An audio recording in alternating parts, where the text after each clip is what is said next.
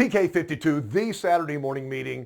There's a lot of things going on in the industry. If you will, jump on my Facebook page. I've posted a bunch of things over the last week.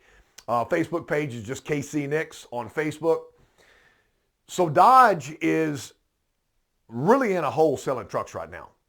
Some of their Super Duty trucks are almost 400 days in stock. They're not turning very fast. Even the 1500 is really slowed down. Their price points from 80,000 and above. A lot of money. Interest rates are high. Money's tightening up. And manufacturers are making some interesting decisions. Ford, in their premium vehicles, have raised the price across the board. We came out of the pandemic. They immediately raised the price. The interest rates went up, slowed down. Go to a Dodge dealership. There are Dodge trucks everywhere. Go to a Ford dealership. They're high-end stuff. Even the Broncos got rebates on it now. That thing was an order only during COVID. So Toyota's done some very interesting things, and then I'm going to talk on a separate plane. But if you look at the Corolla, I can buy a Corolla for a little over $20,000. How long can I keep that car? Can that go through 2 generations? I mean, could I buy the car, pass it on to my kid, and they pass it on to the kid? And the answer to that has always been yes. The number one selling car in the history of the world is the Toyota Corolla, and it's a legacy car. The car's been out there forever. They run until somebody crashes them and they can't be fixed again. It's an amazing car. The Camry is still super affordable. If you look at the devaluation of the dollar from the 90s to right now, the Camry's probably selling at a lower per household price point than it did in the 90s based upon the dollar devaluation, the devaluation of currency. It's crazy how good Toyota's been with that passenger car segment. Then enter the hybrids. In some cases, the hybrid car, to go from a Camry hybrid down to a gasoline car, a fuel-based car, $1,500 or less to go into a hybrid car. The hybrid RAV4 is a beast. And these hybrid cars are lasting forever. The myths of, I don't want to have to pay for the hybrid battery. So you've got taxi drivers driving Priuses in New York 1 million miles.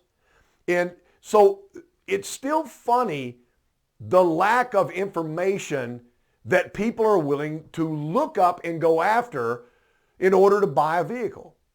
I'm dealing with a friend's mom who wants to buy a car. She's got a Honda. She doesn't like the Honda. She wants to move out of the Honda. She wants some kind of small SUV. So I told her, I said, look at the value of your Honda on internet. I told her to go to kbb.com. I don't mind telling you where I told her to go. I said, look at trade-in value, look at versus your payoff, and then where do you want to be on payment? And I said, okay, so where you want to be on payment, you need to find a car that's going to be somewhere to $18,000 to $22,000 that can be financed for 60 months. And sometimes you have to make a decision. Do I need a brand new car? Is that what I have to have a brand new car? Or can I buy a car? I've done this so many times. I've got a customer out there that's really on the fence on a Camry. They're going, I don't know, Camry. I'm looking at some other cars. And I walk them over to a 2-year-old Avalon with very low miles on it. I go, just want to throw this in the pile here. This is a lot more car. And the thing's still under warranty. And you're just moving into that next level car.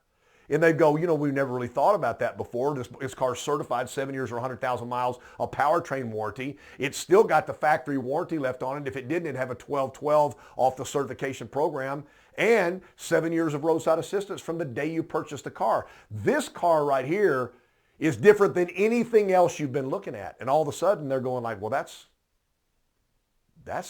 a great idea. There's off cars like the TRD Camry, the TRD Avalon. I'd like to have a Camry, but I'd love to have a TRD Camry. Well, now get a 22. It's going to be less money than it was new. It's a one-off. It's always going to be worth money. Sometimes being an automotive professional or knowing the business really requires you, instead of trying to sell something to somebody, try to create a customer for life. Help them make a decision that's going to come back and reward them at the end. You buy a TRD Avalon, you drive that thing for 4 years, bring it back in. Where are you going to find another one? Now Toyota is really teasing this, and I've put this out there before. I've got, again, it's on my Facebook. The whole article's on there. You can download it and read about it. The Toyota Stout, they're launching it in Europe, and they're saying this is going to be a sub $25,000 car. It says Toyota's $23,000. Well, you've been to the auto shows, base price plus whatever. So, but what if we bring this truck in, and who knows if this is actually what it's going to look like, but a four-door, smaller version, smaller than a Tacoma, at a price point in the 20s? Are you kidding me? You're talking about a maverick killer. Ford would have to rethink their stance on building any more of those trucks because this would be a home run. So it's amazing what Toyota's doing for the consumer out there. Let me go on a personal note. So some of you heard me say this before, and everybody has to make their decision on how they buy a vehicle. I don't need a new car. I've been around the new car industry for over 30 years, and new cars don't excite me.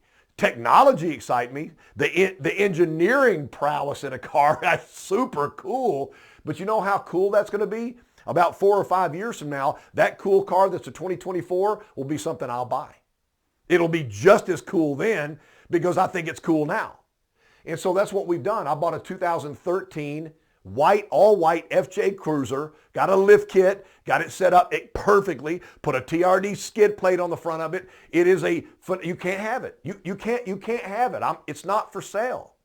It's not for sale. I could make money. I could make more money than I paid for buying that vehicle and all the maintenance I put in that vehicle. I could come out a winner, but you can't have it.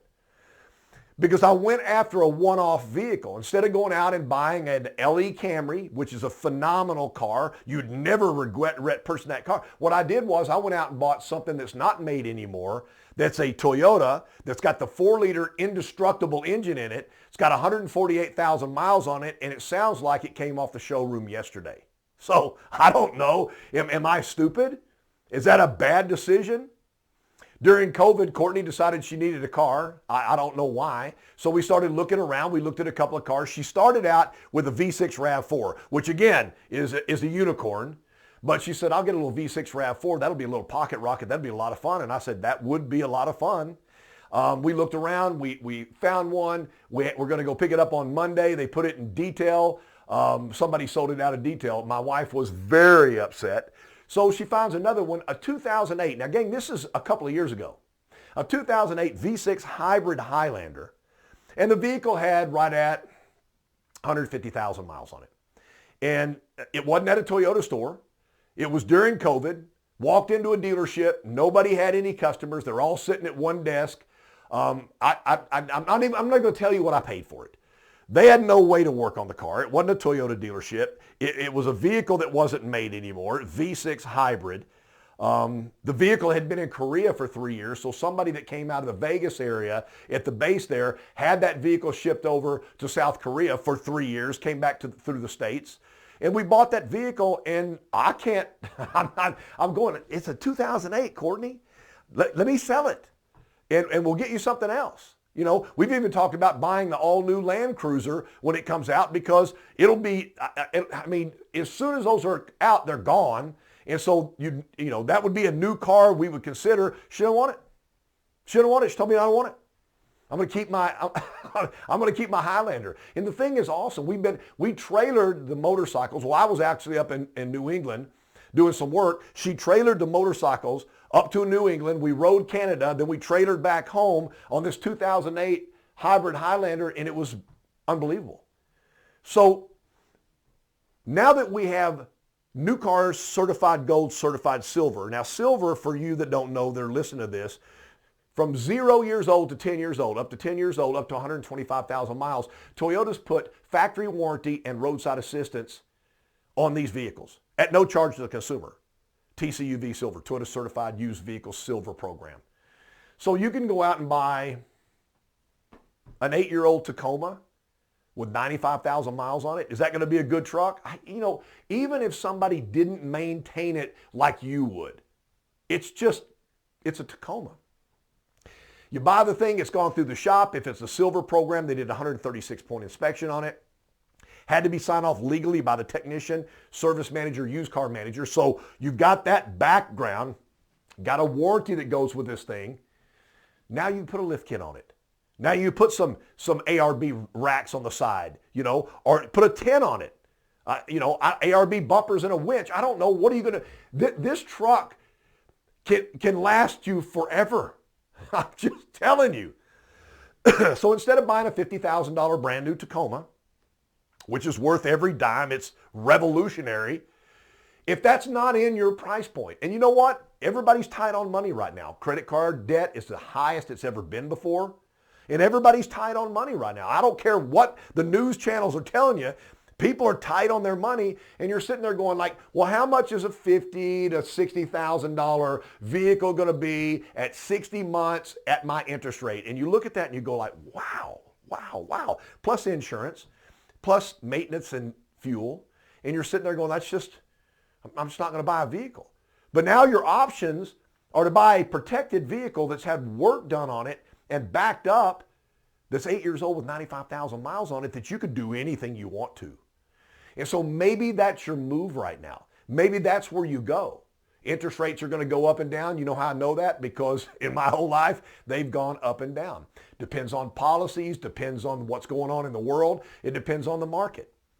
But what goes up goes down, back and forth. And so maybe there'll be a time in the future where the rates are lower. Maybe the dealerships are really oversupplied with vehicles. I know right now, Dodge has got to be thinking about, okay, we've got to do something on our price point. So here comes massive rebates. Here goes buy down interest rates to appeal back to people to bring them back into that new Dodge. Well, there's a difference between most manufacturers. I'm very pro Toyota, you know that.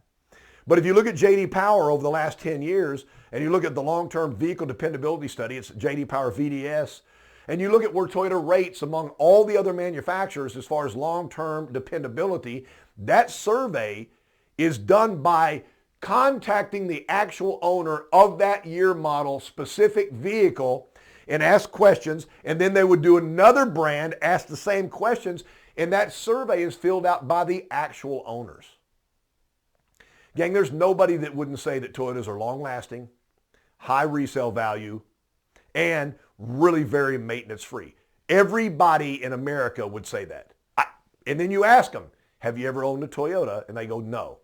So 350 million people living in the United States, how many people have not ever had a Toyota? So let me tempt you a little bit. If you're not in the car business, if you're just watching my Facebook post, get a 5, 6, 7, 8, 9-year-old Toyota.